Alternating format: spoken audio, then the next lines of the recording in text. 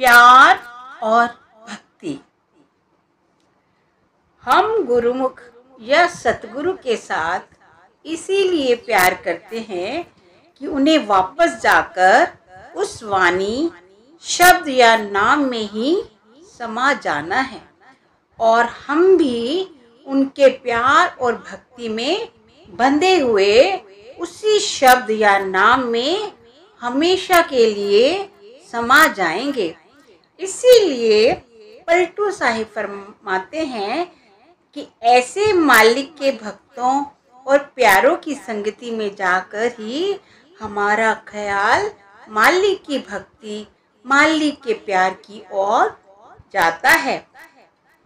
हमारे अंदर मालिक की भक्ति का शौक, उसका प्यार और विरह तथा उससे मिलने की तड़प पैदा होती है। ऐसे महात्माओं की संगति से हम किस तरह फायदा उठा सकते हैं? पलटू साहिब समझाते हैं कि नम्रता और आजीजी के जरिए ही हम फायदा उठा सकते हैं।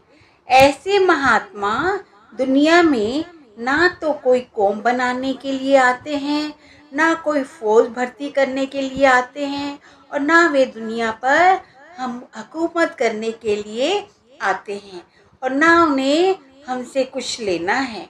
हमें गरज है कि हम देह के बंधनों से छुटकारा पाकर मालिक से मिल जाएं। जितनी हमारे मन में नम्रता होगी, प्रेम, प्यार और विरह होगी, उतना ही हम उन मालिक के भक्तों और प्यारों की संगति से लाभ उठा सकेंगे। नम्रता और आजीजी भी हम महात्माओं से ही सीख सकते हैं। गुरु अर्जन देव जी की वाणी पढ़कर देखें, उन्होंने कई जगह अपने आप को लाला गोला, दास व गुलाम कहकर पुकारा है। दासों का दास कहा है, नीच कर्मा कहा है। आप फरमाते हैं कि हे परमात्मा, मैं नीच हूँ लेकिन तेरी शरण में आ गया हूँ, तुम मुझ शरण में आए हुए की लाज रख ले। अगर ऐसे उच्च कोटि के महात्मा अपने लिए इतनी नम्रता और आजीजी भरे लफ्जों का इस्तेमाल करते हैं तो हमें अपने अंदर कितनी दीनता और आजीजी पैदा करनी चाहिए।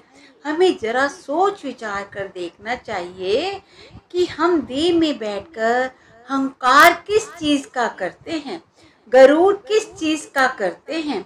अगर हमें अपनी सेहत का अहंकार है तो क्या हमने अस्पतालों में जाकर कभी बीमारों की हालत नहीं देखी? 2 दिन बुखार आ जाए तो मेंढक जैसा मुंह निकल आता है।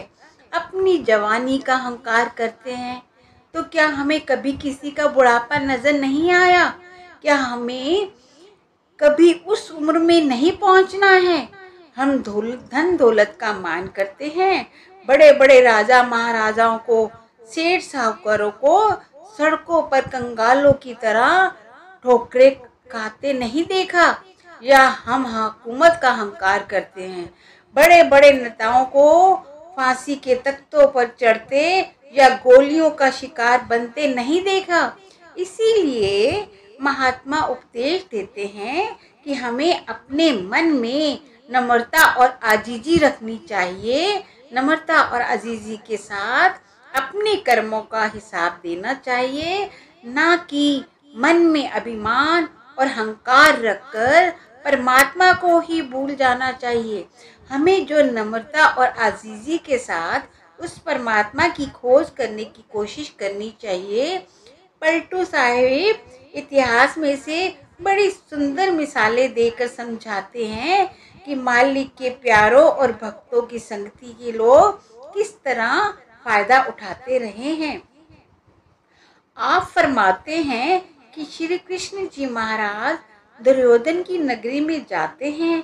दुर्योधन को इस बात का अभिमान और अहंकार था कि मैं राजा हूँ, कृष्ण जी मेरे महलों में आकर ठहरेंगे और मेरे यहाँ के अच्छे अच्छे पकवान खाएंगे।